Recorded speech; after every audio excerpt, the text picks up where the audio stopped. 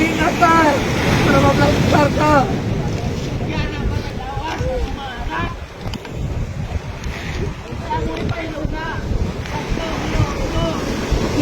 Philip, kamalogin ko ang amigo mo sa anak. Pakita na mo, itulungin mo na niya.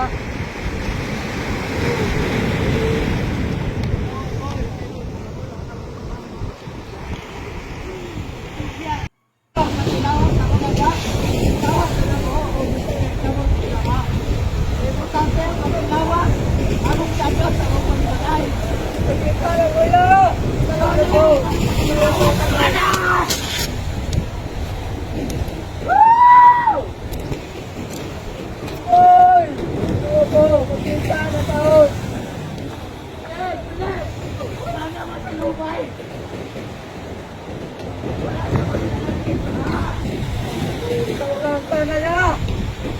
Papanin mo ang tulong!